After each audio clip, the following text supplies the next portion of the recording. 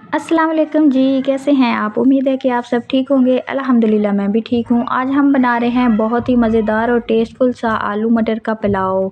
तो ये सबका बनाने का तरीका अलग होता है। मुझे पता है ये सबको बनाना आता है, ये किसको नहीं बनाना आता, लेकिन हर किसी का बनाने का तरीका अलग है। तो बनाना स्टार्ट करते हैं। मैं अपने तरीके से आपको बताऊँगी। चैनल को अभी तक लाइक शेयर सब्सक्राइब नहीं किया तो जल्दी से कर दें। अच्छा जी, पुलाव बनाने के लिए सारी चीज़ें मैंने सब्जियाँ इधर कटिंग करके रख ली हैं और यहाँ पे मैंने एक देचकी ली है। इसमें हमने 2 चम्मच भर के घी के डाले हैं। आप ऑयल भी डाल सकते हैं। घी डालने के बाद 2 छोटे वाले प्याज हैं, मैंने चॉप करके वो डाल दिए हैं। इसका कलर हमने गोल्डन कर लेना है, गोल्डन ब्राउन, थोड़ा सा डार्क कलर, तो इसलिए हमारे जो चावल हैं उसका कलर बहुत अच्छा सा आएगा। जैसे ही हमारा कलर इसका गोल्डन ब्राउन हो जाएगा तो हम इसमें डालेंगे 1 चम्मच भरकर अदरक लहसुन का पेस्ट। इसको हल्के से हम भून लेंगे और इसमें डालेंगे 2 छोटे वाले मैंने टमाटर लिए हैं और 3 से 4 हरी मिर्ची लेके चॉप करके इसको डाल देंगे और 1 से 2 मिनट इसकी भुनाई करेंगे। तो ये देखना, जो हमारा टमाटर है वो मेल्ट हो जाएगा तो फिर हम इसमें डालेंगे मसाले। यहाँ पे मैंने 1 चम्मच भरकर नमक का डाला है, 1 चम्मच लाल मिर्च पाउडर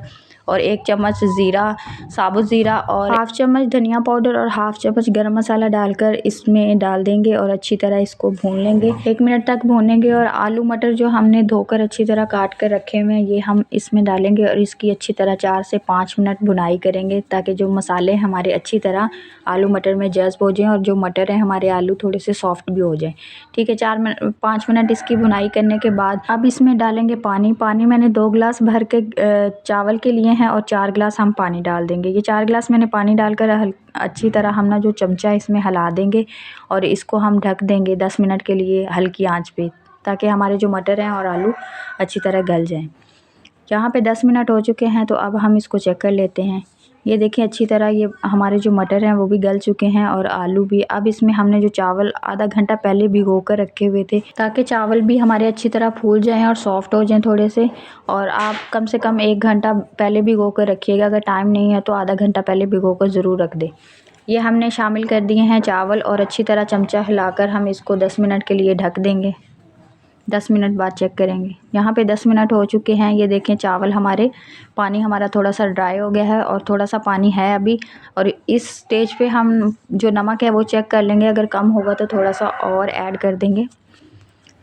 यहाँ पे नमक मुझे थोड़ा सा कम लगा है तो मैंने हाफ़ चम्मच के करीब और डाल दिया है और इसको अच्छी तरह मिक्स कर लेंगे और अब इसको हम दम पे रख देंगे 10 से 15 मिनट के लिए। बिल्कुल हल्की आंच पे हम दम पे रखेंगे और 10-15 मिनट बाद हम मिलते हैं।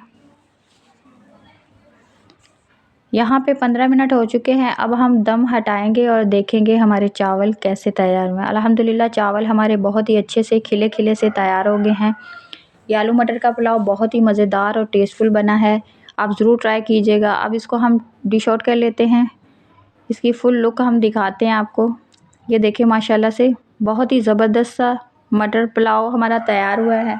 आपने ज़रूर ट्राई करना है और ट्राई करने के बाद मुझे ज़रूर कमेंट में बताना है आपका आलू मटर का पुलाव कैसा बना था।